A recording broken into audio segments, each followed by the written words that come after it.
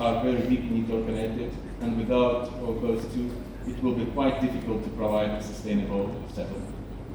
Thank you very much, because you brought something that is, I think, is central. You are talking about settlements, cities. You are talking not only about housing. So that interrelation, that is impossible to separate from housing and services and infrastructure, and the linkage of that with the economic and, of course, the social inclusion, in particularly in the reconstruction context. So thank you very much, Mr. Bagui. And now I will move to Rose Molokwane. Rose, you are an activist. You are a deeply committed woman to the communities and the perspective of the community. So much, I will say that most of the world houses and settlements were built by the social production of habitat, So much of that world housing, particularly in the extended low-income context, is produced by households and communities. And from your experience, working with informal settlements globally, what do you think communities primarily prioritize? The social needs or the economic results of those processes? And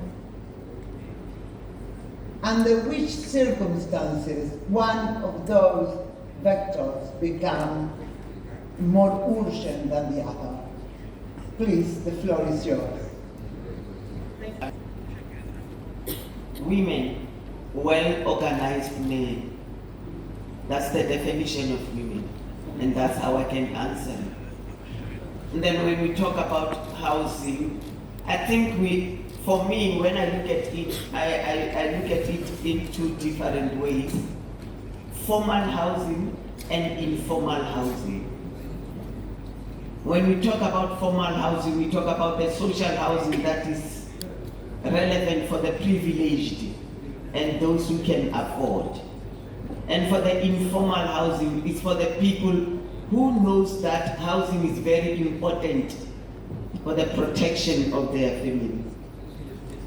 When we look at our world today, many countries are taking housing as a privilege and not as a right. And then poor people don't have money to build big and beautiful houses. That is why we always resort to informal settlements. So when we talk about social housing, we talk about cohesion of the communities.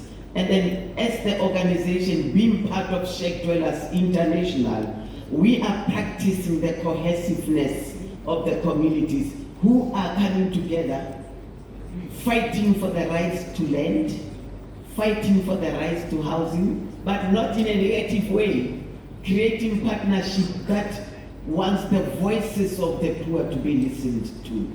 We are struggling to make ends meet because the partnership that we are advocating for, especially towards housing, is very difficult to achieve on the side of SDI. We are very happy today that this World Urban Forum is talking about how to build our houses. Then we promote what we call people's housing process. And we really want the member state to understand why we are here today. We want the partnership that is implementable when it comes to housing delivery. We are having the challenges of the policies that government are coming up with in relation to housing, because those policies are so beautiful. They are like a lady who needs to be married, but there's no one who proposes love to that person. They are like sugar, but you can't drink it. And what we want to see the policies around housing that meets the need of the poor themselves. And when we work together, we can achieve the economy that we think will be relevant and good for the poor, especially SDR. I've got my colleagues here. They can bear witness to me. We are always crying. We are always advocating. We are always lobbying for the relationship. But can we join hands together today and sing one song? Back on action. Action, action, action is very important if we community. And let me bring this, I just was in Uruguay before coming to Baku. And I was with the cooperative, the housing cooperative. And amazing because there was a project, enormous project called Mujefa because women chief in Spanish. And that was in the years 90, led by Charna Furman, an architect of the Women and Habitat Network of Latin America. And let me tell you something. One of the women that was living in that cooperative, she was a homeless, and she said, I couldn't study because I had a house. And my son is a lawyer because I had a house. And I think these are the type of responses that you are advocating us to think that the house is much more than a house. As our dear Graça from Brazil, from the women's movement says, house is the door to other rights. The right to a house is the door to other rights. There is Graça. Thank you for being here.